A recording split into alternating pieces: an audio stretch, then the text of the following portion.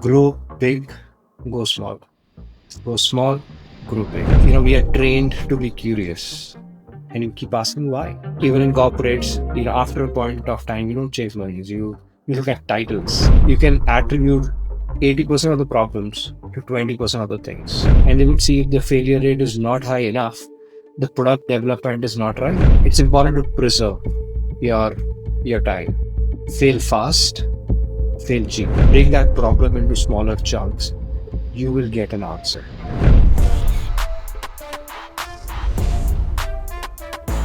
Welcome to another episode of the Coala Studio Podcast. Today we have with us Saurabh Seth, the founder of Ethical Growth Partners. After many years in consulting and compliance with big names like JP Morgan Chase, BDO, and EY, Saurabh is now on a mission to help business owners scale without fatigue. Let's dive right into it. Hey Saurabh, how's it going? All good, Ronald. How are you? Great, thank you. Thanks so much for joining us today. Thank We you for would having me. love to get things going with your background. Take us all the way back, man. Want to know as much as possible about you. I'll take you all the way back. I was born in Delhi, India, but I spent a majority of my time, I did my schooling in Ludhiana, Punjab, and then back to Delhi. I call it my motherland, my home city. Uh, I worked in Pune, Bangalore. I've worked in multiple cities in India, Cochin, is Okay. where I've spent my time in. Moved to Canada in 2019. I was working with EY at that time and moved to Langley, BC 2021, and I love it very much. So this is my home. Talking about my overall journey, I started my career with a company called EXL Services. Okay. It's a BPO. They don't ever call themselves BPO. It was a BPO back days. For those that don't know, you want to highlight what a BPO is or what they're into? It's a business process outsourcing. So they are the ones who manage back office for large insurance companies. And I had a privilege of working with them. Amazing organization. Learned a lot. And our whole job was to bring in processes from US, move them to India, break them into smaller chunks, make it more efficient. So I started with EXL, moved to a company called United Health Group, UHG. Right. From there, I went to EY, Ernst and Young.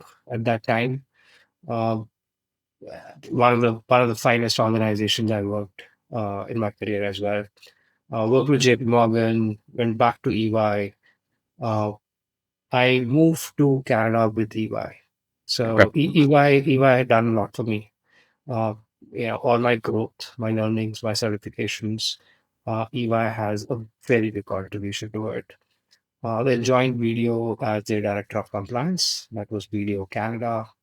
And last year is when I decided I want to do something on my own. So, and that's when we started Ethical Growth Partners. It's been 1 year now. Awesome. Tell us more about what Ethical Growth Partners is and what do you guys do? So, Ethical Growth Partners, we provide business coaching and executive leadership coaching. We have a risk and consulting compliance vertical as well. We do provide cybersecurity advisory to businesses too. But largely our focus is in business coaching. We work with Focal Point Coaching, which was founded by Brian Tracy himself, the Brian Tracy. Yeah, so business coaching is our premium offering. I work with small and medium businesses, and we help them scale. What's one thing that's different about Ethical Growth Partners in terms of business coaching? I know there's the compliance side of it as well, which is quite interesting because I haven't met a lot of coaches or mentors that take compliance seriously when it comes to the business coaching side. So tell us more about that. When it comes to business coaching, let me tell you what makes us different. Different is we're not into hype. Wherein I would say, Ronald, I'm going to increase your profit, double your profit in 6 months. We've got ethical written on our door. We believe in keeping the foundations very strong. So what makes us different is, we're not a hype coach. I don't hire limousines to show that I can make somebody millionaire in 2 I'd love years. to see you in one of those though. Maybe I one would day we love to can. as well. I reach there, but at the same time, it's very important to make the foundations very strong. Compliance is just one aspect of business. Doing it right is very important to us. So we work with entrepreneurs, small businesses, medium businesses who really want to do it right, who want to build their foundations right, who believe in sustainable growth, who doesn't believe in quick wins. One thing I usually say is, you might have heard of it as well. Grow big, go small. Grow small, grow big. It's very Okay. important. It's very important to, you know, take those smaller, fundamental, important steps continuously to make it big instead of, Right. you know, get rich quick. Explain that a little bit more. I love that concept. Explain that a bit more. I feel like a lot of our listeners would want to dive deeper into So, that. and that's a belief I have. There might be methodologies that exist that can make businesses grow in 3 months, 6 months. I am a believer in very strong foundations, getting the clarity, building the systems right, having a very clear long term goal vision, and then working towards it continuously, taking actions toward it. And once you grow like that, it's very difficult to shake that foundation. Mm, Whereas if you believe in sudden growth and you are probably triple your profit in 6 months, double your profit in 6 months, the foundation is not right. And it's so easy to come back from that growth as well. Think of it as losing weight in 1 month. It's same as anything else. You hard work, there is no shortcuts. Hard right. work is important. Hard work is important. It takes time to build something great. And once you've taken time to nurture that business and build something great, it can run without you. It can run without you and it can stay strong in any situations. What do you think is the number one goal that people are chasing as entrepreneurs, especially when they work with you, when they come to you, they chat about like, you know, becoming a bigger business, a better business, or I don't know, making more revenue, more profits. I mean, all of that is obviously, numerical KPIs that everyone's got, right? You obviously want to make more money in business. You want to be more profitable in business, for the most part, at least. But what do you think are the underlying goals that entrepreneurs have when they seek services like yours and they aren't necessarily able to highlight those? What are those underlying hidden goals that they have that you kind of help them sort of uncover? Most of the times our conversations would start with let's increase the profit or I want to increase my revenue. And we are trained to be curious and you keep asking why. Why do you want to increase revenue? While it seems like a very obvious problem to have, I want to grow and have revenue. But then you realize a lot of people are actually looking for more time and they think money can buy time. The reality is, once you start working with entrepreneurs and say, why do you want to grow more? Your revenue looks good. What is our underlying cause? Or what is it that more money, more revenue, more profit will give you? And you'll have someone saying, you know what, I want to spend more time with my kid. I want to spend more time with my family. And with increased revenue and profit, I'll hire somebody else. I'll be able to delegate some work. Then you have conversations wherein, somebody would say, oh no, I really need my name out there. The need is the recognition of the brand, or I want to leave a legacy behind. So there is always a very different underlying motivation for that revenue or profit.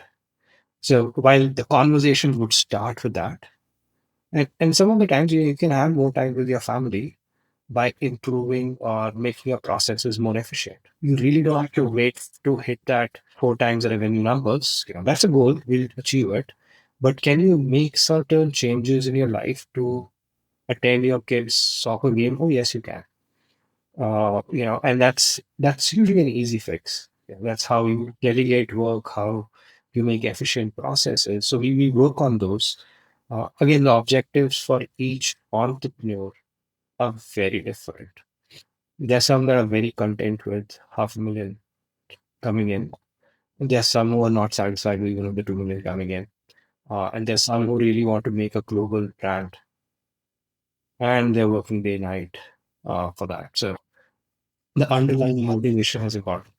That's a great point that you bring up. Some people are really happy making 500,000 in revenue. Some people couple million, and they still want a little bit more. And then there's others that just 20, 30 million is just the beginning for them in their mindset, in their vision, right?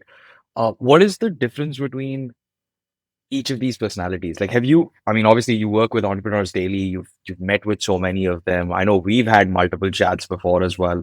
And you have this knack of like diving into somebody's mindset pretty early on. Like, I like the way you ask questions. I have been on the hot seat with you a couple of times as well.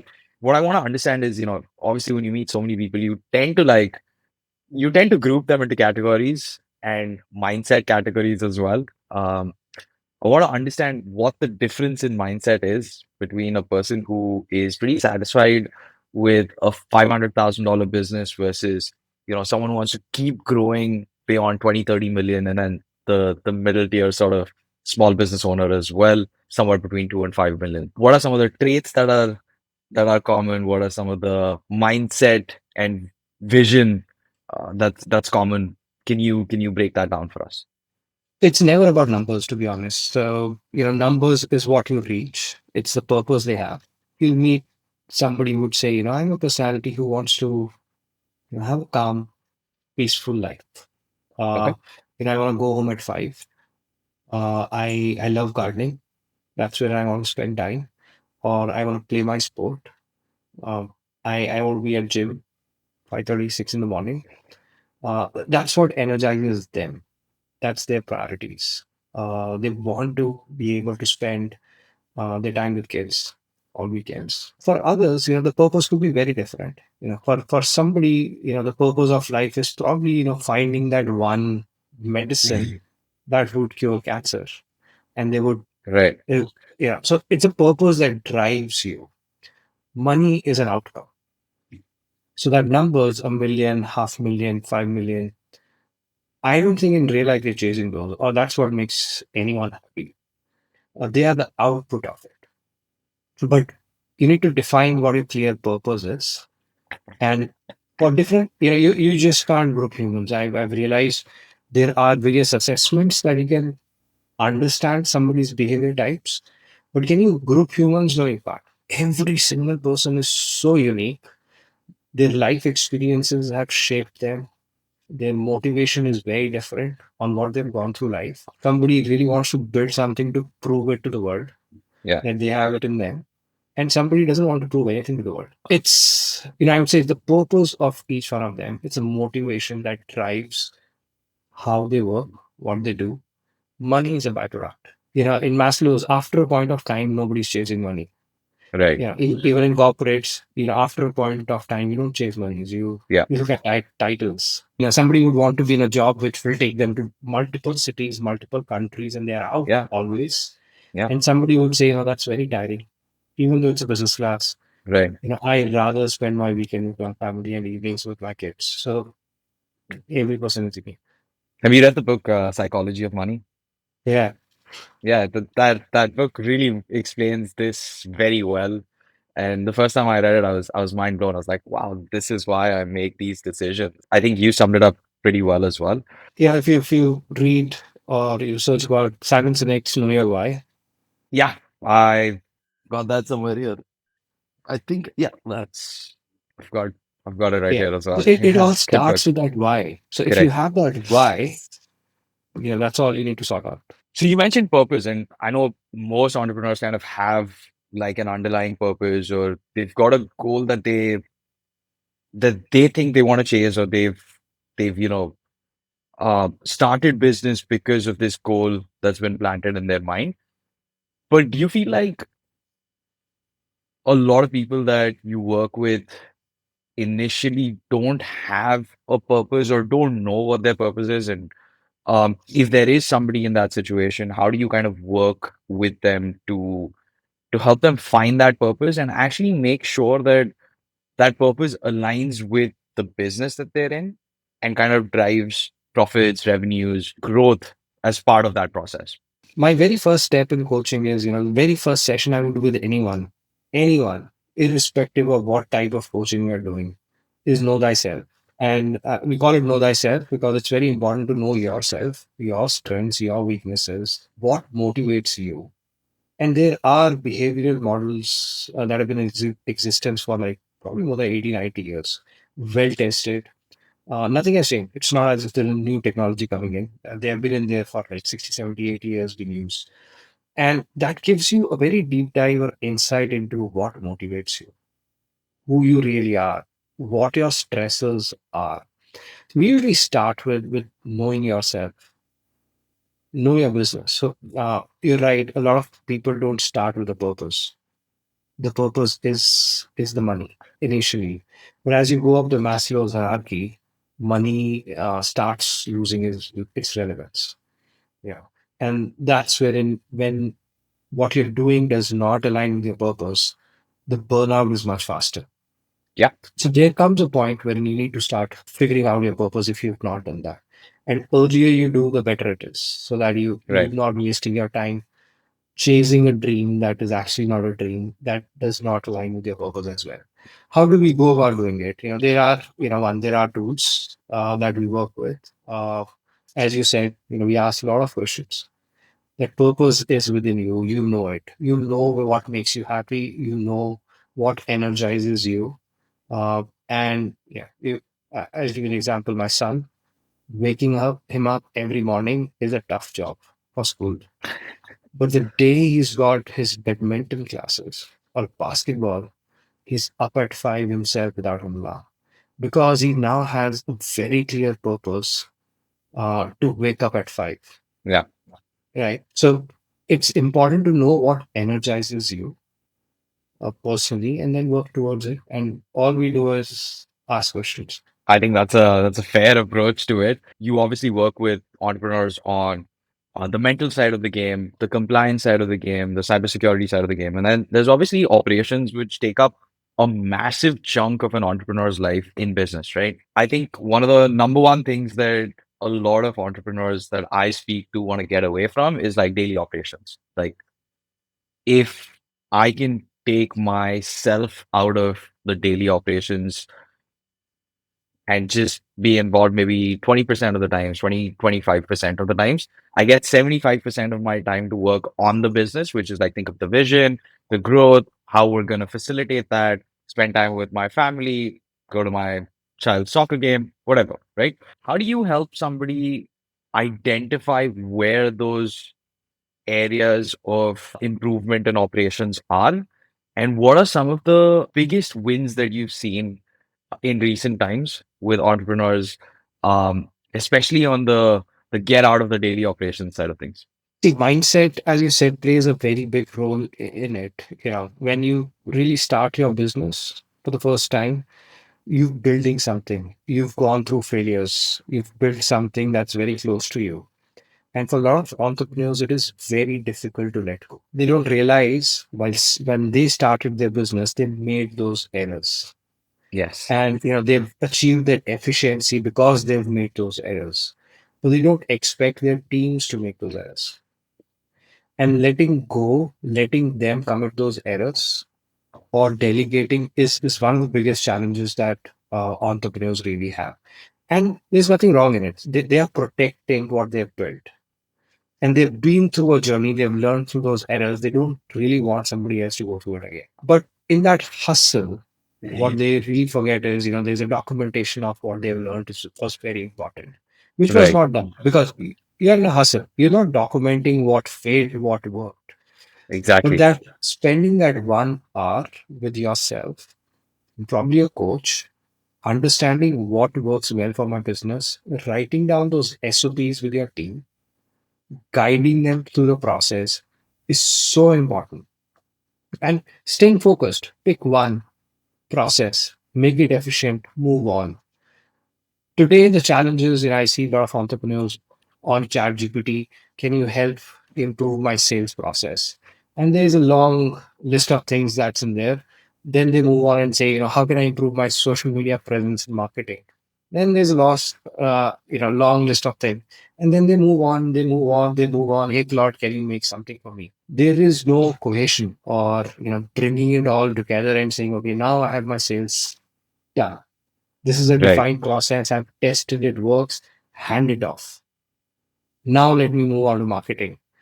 This is how it works. Hand it off. Let me move on to something else. There are proven frameworks, Ronak, available. I'm a Six Sigma green belt. I've done my black belt studies. I did get those Right. certifications. But there are tools. There are statistical tools available. Uh, there are well-known laws and theories like Pareto Of principle course. Yeah. that you can apply. And it's not as a business owner are not aware of it. Awareness For could someone be a who doesn't challenge. know, for someone who doesn't know, do you want to take a second to explain the Six Sigma as Yeah. well as the Pareto principle? So Pareto, Six Sigma is more on quality and accuracy of Yeah. things. But let's talk about Pareto. And you said there's one example in recent times, and I can quote that with Pareto. Now, as per Pareto, it's an eight. A lot of people know it as 80-20 rules, and you can attribute 80% of the problems to 20% of the things. Yeah. They say world's 80% of the wealth is with 20% of the people. I have a client wherein his biggest challenge was time management. He had 400 clients and he's stressed for time. He doesn't need more revenue. His biggest challenge was how do I manage these 400 clients? And he's reaching a burnout. And what we simply did was applied Pareto on it, wherein we looked at revenue for each of those clients and Pareto principle applied to him, his business as well, which is it was not 80-20 in his case, but 70-30. 70% of his revenues were coming from 30% of his clients. Yeah. So if you look at it, 70% of his revenue was coming from 120 clients, and he had 400 clients. We applied Pareto. We looked at his top clients, wherein his 80% of revenue was coming in, and we started filtering out 20% of his clients. Or at least that's not where his focus was required. Right? And it's a simple principle. It's not something that's rocket science wherein it was difficult to apply. We only looked at the clients and their corresponding revenues Correct. and the amount being time spent on each one of them. And that's what working on your business looks like. You know the data is available with you. You have the awareness, you just need to apply it. That's phenomenal. I mean, it sounds so simple, and it is actually in a lot of ways very simple. But it's a very complex thing to actually achieve and implement once you cross a certain stage in business, and to do it by yourself, even.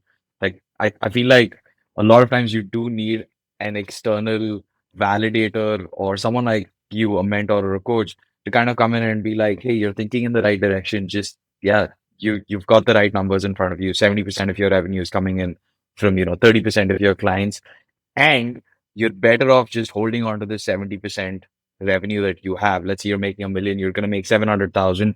You're going to have much more time on your hands because you're getting rid of about 180 clients, or 280 in his case, that you're absolutely you know not making any money out of. Like, your profitability probably just remains the same or actually increases, and your take home maybe decreases by maybe 10 grand a year, and you're still getting like so much time on hand, right? Yeah, and no, that's not the case. Once you've freed up 70% of the resources, imagine now 50% of your resources, you can quickly make that money back. It need Correct. not be instant. It could be Correct. phased. It could be intentional, right? And you work towards it. You can Yeah, sell off that part of business to take care of the revenue you lose. absolutely. It depends on what your situation is. But I say entrepreneurship is a lonely journey. There are times wherein there are self doubts. When you know the answer, you need Yeah, somebody to validate. You just correct. look. You can't go back to your teams. You really don't want to tell your employees on what you're going through or what you're thinking through at times. Yeah, At times at home, the partner won't understand. They don't have the full context of it. So yeah. entrepreneurship is a lonely journey, and you're all by yourself taking those decisions and your risk. So having a third party perspective And somebody's coming up with saying these are proven frameworks that have worked for businesses is really helpful. Absolutely. You spoke about failures earlier, and I like listening to people's failures. I mean, it helps, right? Like I'm very vocal about the things I failed at as well, and I constantly and consistently make mistakes that I learned from. You've got this concept going around in the market called screw up stories. True up Yes, stories. please tell our listeners more about that. Oh, I love it. That's like one thing I'm passionate about. It's a passion project. So screw up stories is I'll operationalize it soon in a big way. But So is I this like an believe, announcement? Is this like an official announcement? Is this the first time we brought it up oh yes, on you asked public me forum? live. I'm not even sure if the website is up right now. It's going to be up tomorrow or on Monday. But Great. The yeah, that. episode comes out in a week, so Oh so yeah, it was chop chop. probably. Let's get it done. But this is very close to my heart, Rohan. If you look at the social media today, you look at LinkedIn, you see people getting promoted. You see people posting pics of offsite conferences, thanking people, attending networking events. It's all good. You go to Instagram and you have interesting reels, people achieving something, celebrating a lot in life. So what you really see is a lot of success around. You don't see in those pictures or those networking event that person didn't get a single lead from those events in last 6 months, right? That guy's been struggling. Yeah, nobody talks about those struggles. And what we've really done is we've not talked about failures enough. Failures are the engine to growth. As Brian Tracy says, to increase the chances of success, double your failure rate. And there's so many examples right now. If you know Dyson vacuum cleaner, right? Yeah, yeah, The guy that Dyson, his objective was to build a vacuum that would not do suction. yeah. And it took years to do it. 5,000 prototypes. Now, Yep. because it is successful, we are saying prototypes, or you would say he failed 5,000 times and then built a successful vacuum cleaner. Here, IBM, who believed in failure rates, they would capture failure rates and they would see if the failure rate is not high enough, the product development is not right. Failure is part of the process. And what we've done is we only talk about successes. We're not talking enough about failures. And there's nothing to learn from success. There's more envy. When you talk about failures, that's gold. I know what somebody did and failed, and I don't have to do it. So people need to hear more about the failure stories than success stories. And that's the initiative we are bringing in. As I said, you know, we want, we believe in ethical and sustainable growth. Failure is such an important part of every entrepreneur's journey. They need to know that failure is just a data point. You, it's something to celebrate. And why is it something to celebrate? Because you tried. You Yep. tried, you failed. There are a lot of people who are not even trying enough. So you are the one, the small business owner is the one who's trying, who's taking that decision, is failing, standing up again, trying something new, fails, try something in again as well. And one day from those 5,000 failures, you'll have a product which is going to cover up all those efforts that you've made. So there are enough stories. It's just that it's not a fashion to talk about failures. And I think we have a mission on hand. We want those successful entrepreneurs to come out, talk about their failures, teach us, when did the ego led to their downfall? Let's talk about it. So, Sure. we'll see it soon. We'll have more on that series. We're still being formalized. That's So one. is it going to be like an in-person networking sort of a situation, or is it like a virtual podcast? Or tell me a little bit more. Give our listeners a little bit more than that, sort of. Okay. I really want to go ahead and do the podcasts. because Okay. podcasts is something which will help us reach a wider audience. But I am a big believer in meeting in person. The message, the way it conveys, the way people connect is more when it is being done in person. So, grab a beer in a bar, have two people, one person, sitting on that bar stool and telling everyone about their stories. And then, those passionate discussions about people talking about their failures as well and how did they overcome it. So the goal, the learning is when you failed and how did you overcome it. So I think it's the format is more about, having those drinks in a bar, talking about failures, and probably podcast only because of the reach that we can get. And I wish I could do podcasts in a bar. I mean, hey, it's not too far fledged. I think we can swing that as well. I mean, we're sure we'll be able to swing it. But love the concept. I think more people need to talk about it. I also feel like this whole exactly what you mentioned, right? Like LinkedIn, you're only seeing people's success. You're only seeing like I was just talking to somebody the other day, and I feel like I used to actually enjoy social media when, back in the days, early days when Instagram was, still an independent entity, and you would post for the sake of like, your friends knowing what you're up to, or like your family knowing about what you're up to, or just like close circle situation going on, right? And now you're like, you've got a hobby, like I've got a hobby account, a couple of hobby accounts. I've got my own personal account where I don't post anything. We've got a company account that I have to put content on.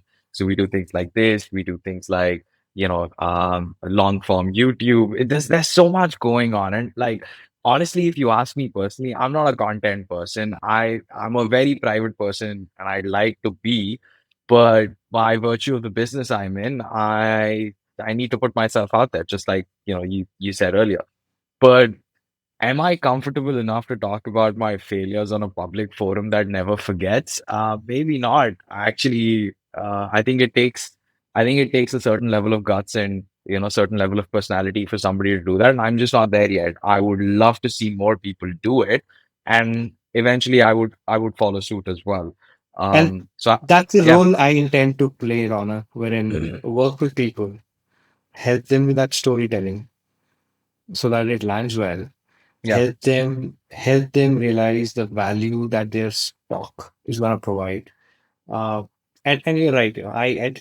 I was not on social media, on Facebook or Insta for very long.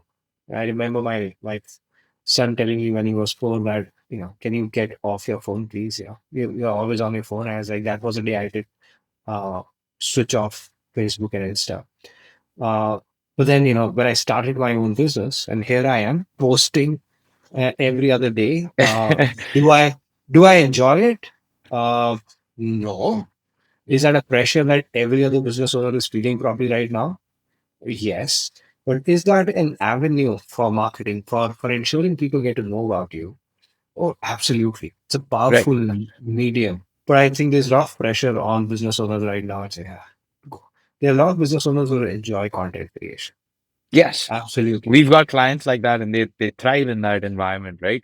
And oftentimes they ask me like, "Dude, you keep telling us you come up with great ideas. Your agency is helping us like build an online persona. Why aren't you doing it?" And I'm just like, have you seen me? I'm like a very awkward person in real life. Like I don't like being in front of camera all the time. Uh, but yeah, again, there is pressure to put stuff out there.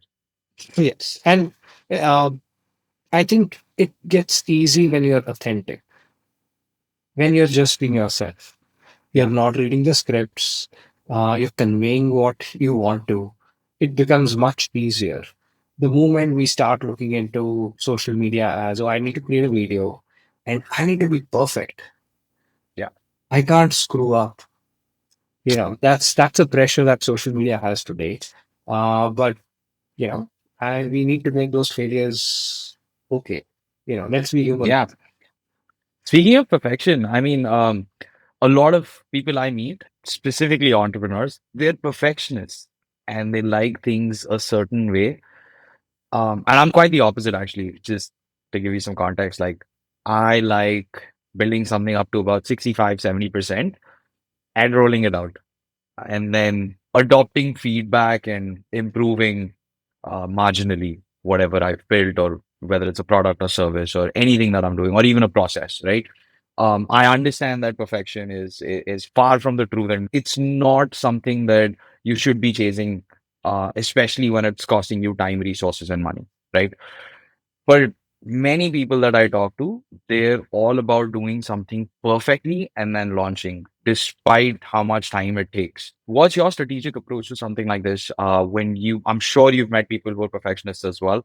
How do you kind of help navigate that situation? I am a recovering perfectionist. Okay, Yeah. you seem like one as well. I, You're always I, like, I worked in compliance space for long, and wherein the room for error was low. Very analytical. I am very conscious on the quality of work I do. I'm very conscious about brand, image, and all of it. Right. right, It is good. That attention to detail is great. That's a superpower that some of us have. But at the same time, any such trait in extreme causes more harm than it benefits. So it's very important to take an action, even if it's not complete, even if it's an idea. Take an action. As I said, fail. Take it as a data point. hmm Improve. Go ahead, do it. So if you keep analyzing and not take an action on it, you're losing a most valuable currency. And I say the most valuable currency is your time. right, It's important to preserve your your time. Fail fast, fail cheap. It's very important to fail as fast as possible. Try something, don't keep analyzing. And action is what keeps moves you forward. If you keep analyzing something, or if you stay in a state of indecision, that's the worst place to be in. The right, one thing I learned from my dad is the longer you stay in that space of indecision, the more damage you're doing to the business and yourself. right, And that stayed with me. right. Indecision is not the place you really want to be. I really like that thought because I'm also a fairly anxious person in business. Like, and I have been for quite a while. One of the things that I kind of realized about myself and my personality is that all of my anxiety arises from inaction and indecision. So the sooner I take action on something, and the sooner I analyze the potential decisions around something, the quicker I'm able to get over my anxiety about it and then really move forward and do something about it if I do have to, right? A lot of times I just like ponder over it and, analyze the whole situation and realize, oh, there's no need for anxiety. This could come, this could end very differently than what I am thinking about. So I get that, and I really like that thought as well. Interestingly, 2 weeks back, I gave a talk at Langley Chamber of Commerce to around 30 entrepreneurs on stress, worry, and pressure. I was researching through it. There is a research that says 96% of the things that you worry about They never never happen. happen. Yes, It never yes, happen. So yes. the return on investment is actually 4%. And uh, regarding the incomplete actions, I really want your viewers to take this in. Think of a Microsoft Explorer or Google Chrome browser window. You start a window, you start working on something, then you open another one, you open another one, you open another one, you open another one. What's going to happen to the system? You're going to struggle with the memory. Your system is going to slow down. Yeah, That's exactly what is happening with your brain. It keeps those smaller loops open. So whatever that indecision, you that one draft email that you're yet to send, one conversation that you're yet to have, all those things stay in your mind as an open loop.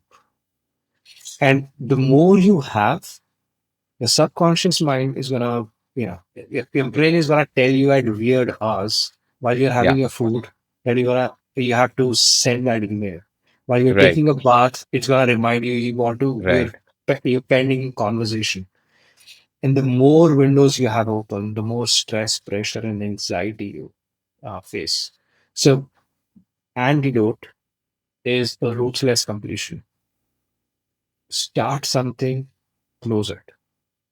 That's it. There should be no fear of failure. Right. And I think that's a big thing to add there. Like you can actually close all of these loops if you're less worried about the outcome of the decision that you're making or the task that you're completing. A lot of times what happens, and this happens to me as well, there's so many conversations that I want to have with, say, a client or a vendor or an employee. And I ponder over it and try and, have like a bunch of tree branches on, what can happen in this situation, what are the different like outcomes that are possible. Like I overthink each of those outcomes. And a week later, I take action on on closing this loop. And I realized that it was like a one step. Yeah, okay. Yes, fine. That's it. That's the response I get from the person I'm supposed to have a conversation with. Right. So I've spent all of this time analyzing things in my head, whereas it didn't really matter to the person on the other end. And neither did it actually matter to me. It's just my brain, trying to play it extra safe. And the stakes are really low. They're just made to seem really high by your subconscious in a way. And the best way to deal with, so not everyone is a recovering perfection or a perfectionist or analytical person. There are a lot of people whose problem is they take decisions without analyzing. Right. Even they are wrong 50% of the time. Those who keep But analyzing are sometimes wrong that 50% helps. of the time. Yeah. Sometimes that helps. If you are somebody who analyzes a lot and is a perfectionist who keeps thinking and to have the right data before you do something, my advice would be to write it down. Mm, The moment you start writing it down, your brain doesn't process vague information. So when somebody says, "Oh, my yes. life is a mess. My life is a mess. My business is a mess," it doesn't know how to deal with it. But once Yeah. you start writing down and say, "Hey, my financials are a mess. What in finances is a mess? Oh, my Correct. revenue is not there, or my cost is too high." Once you break it down, your brain has the power to resolve it.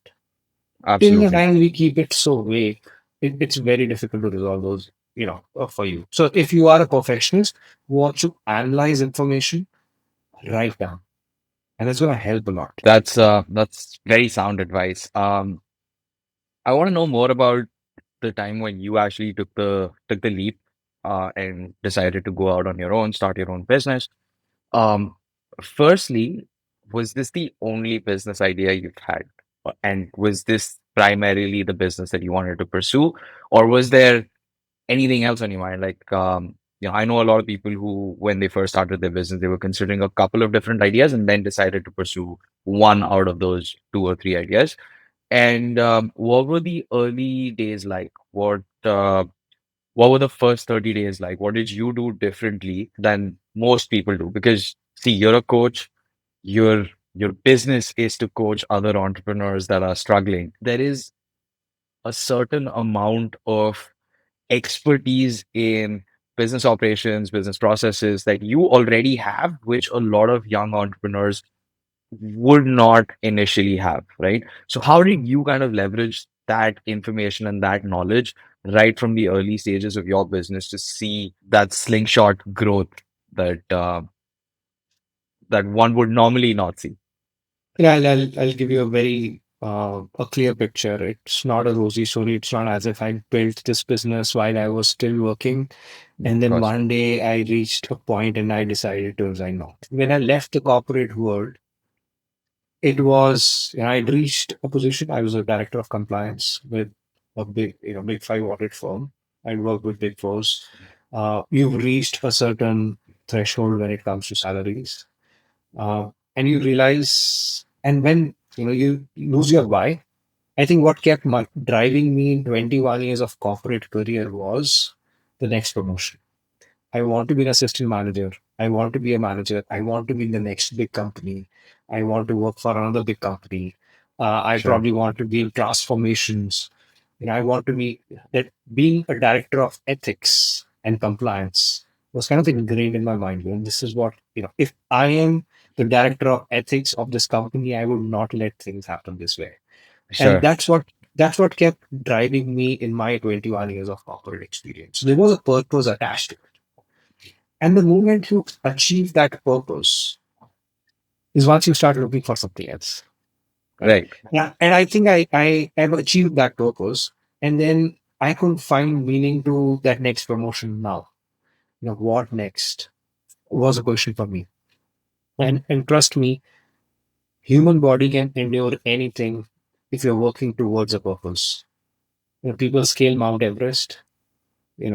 People go on long bike rides, endure those long bike rides, Yeah. but 1 hour drive to office can look very painful at times, right? So it's not the human body; it is the purpose again. I'm coming back to it. So I probably lost that purpose on what next for me, and that's wherein the search for that purpose started. So I didn't have it figured out. I knew I'm my strengths. I knew I'm great at building processes. I'm great at strategy. I'm great at visions, goals. I'm good with stakeholder management. Those were my strengths. And then you Right. start working towards what can I do. And I used to follow Brian Tracy before I jumped into this focal point coaching world.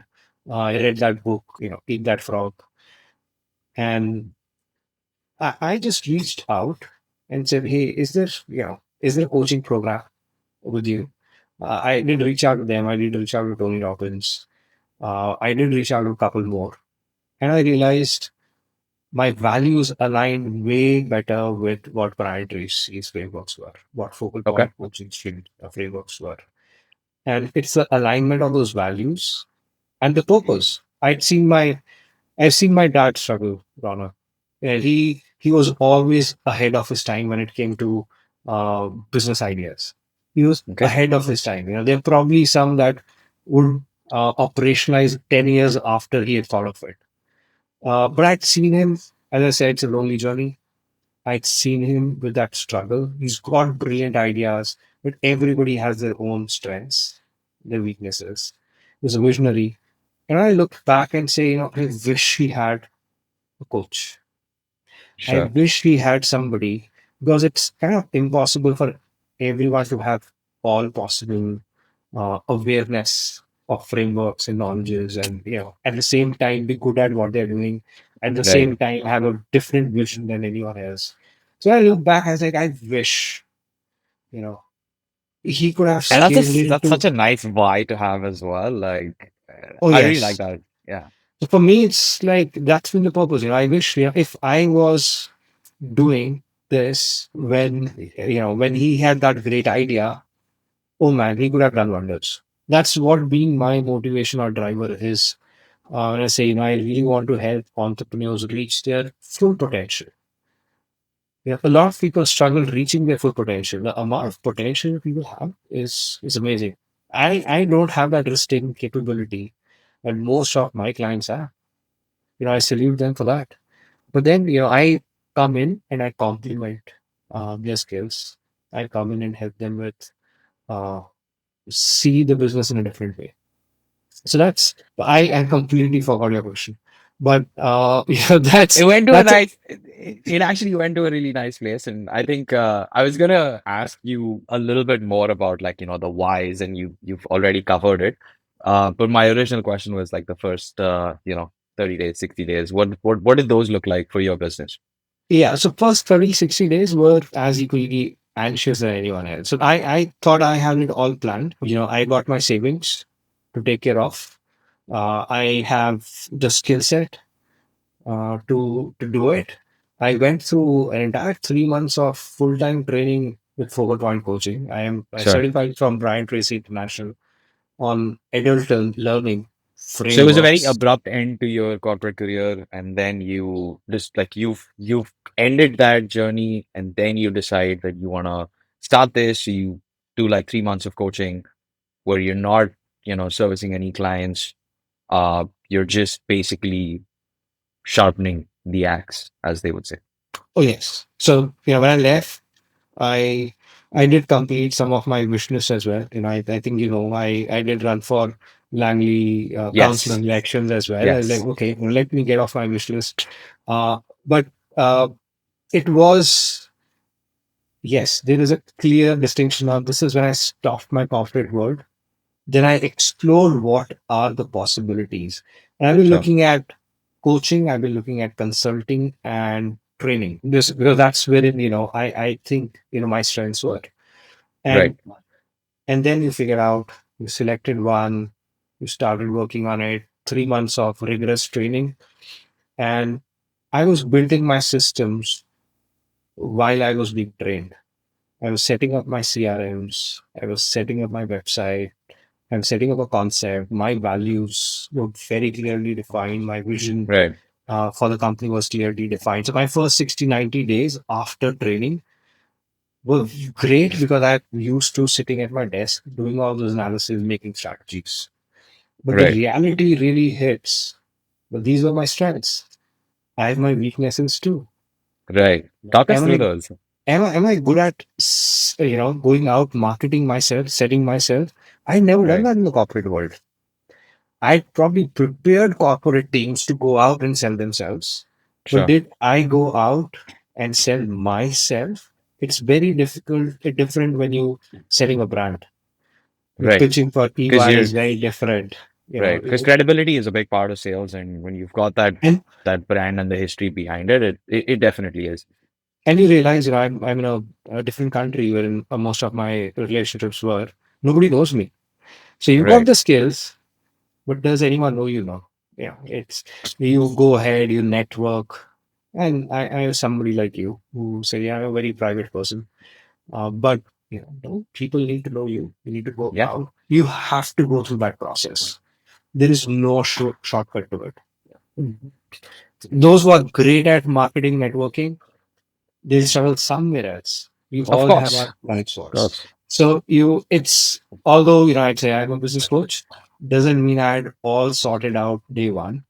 You have to go through that journey uh, of learning the whole process, building it up slowly, but go slow, you know, make big. I think that's a wonderful description of your journey so far. Talk us through the vision. Where are we heading to with ethical growth partners? Where do you see it going in 5 years from now? And what's the grand vision like? See, 5 years from now, I see ethical growth partners to have at least five more coaches working on same philosophy, same framework, not hype coaches, helping business owners achieving their true potential. So, in 5 years, I see five more coaches working with ethical growth partners.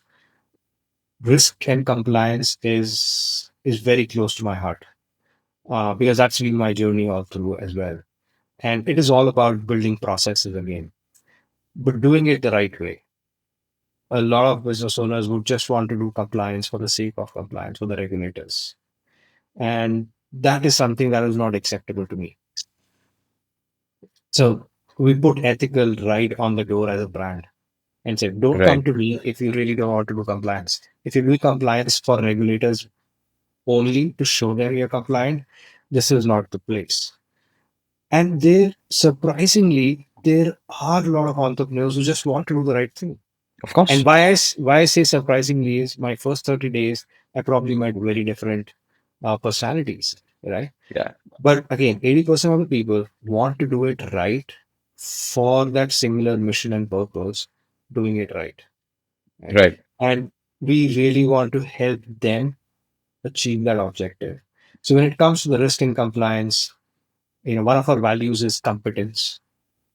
yeah, That's what ties back to the risk and compliance consulting work.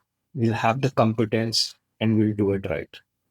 And when it comes to coaching, is where my other values come in, which is integrity and respect. And then you work with every business owners with the respect. And I'll be very honest, not every coach is for every business owner. of course. And vice versa. We'll be looking for specific business owners who are very intentional in their growth and want to grow the right way. Right, And that's the vision for 5 years. Five more coaches, we helping small business owners becoming into playing in the a medium market segment, and probably the medium market segment go to the enterprise level. But that's the objective. That's what's gonna make me happy. See the clients grow. that's a brilliant vision to have, and I think you're from what I've been seeing on LinkedIn and other places, you seem to be right on the trajectory to that vision. So kudos to you. We're almost at the end of our chat, but um, I want to ask you for some advice for our listeners who are currently in a situation they don't want to be in. What's your one piece of advice that you'd want to leave them with? Depending on what situation they're in. But go ahead, ask for help. If you are in a situation, I'm sure somebody else would have been through that situation as well. Go out, ask people on help. Uh, and I think that that's very important. That talking to other entrepreneurs, we do go to networking events. We just brag about our brand, and we rarely talk about our challenges. My advice is go out, talk to people, sit down just by yourself and break it down, break that problem into smaller chunks. You will get an answer. Okay. Reach out to a business coach, get on those discovery calls. There's nothing to lose. So having that conversations is important. I see and take an action. And I think I've been repeating this on my social media a lot. Reading books, going on, listening to podcasts is the awareness piece of it. It's great, right? But what do you do with it? So if you've learned something out of this 1 hour session, if there's one thing you can go back and apply to your work, be it closing those tabs in your mind or getting a clarity of what you really do or what your purpose or what your why is, or even just reading Simon's Know Your Why. Pick one. You've spent a meaningful 1 hour of your life listening to a podcast or reading a book about that problem or a subject. Go back and take an action. Don't be afraid. There's nothing like a fear of failure. And I think that's, they are in a situation, there's a lot of tools available for awareness. Take an action uh, tomorrow and you'll see a difference. That's actually a great way to end a podcast. So I'm gonna leave it at that because if someone's heard the entirety of this podcast, I think the next natural step is to go ahead and take action. So love it, and thank you so much for taking the time to chat with us today, Saurabh. I hope we can do this again, and it's been very insightful, very fun, and I look forward to receiving an invite to the first Screw Up Stories meetup that you guys have. And it's a new thought. Why not collaborate on the podcast for Screw Up Stories? Then let's talk about it. Hey, after I'm this. always Yeah, you never open know. to networking opportunities, especially when they involve beers. Yeah, perfect. Thank you so much, Ronald. Thank you for the time today. Thanks, mate. Cheers.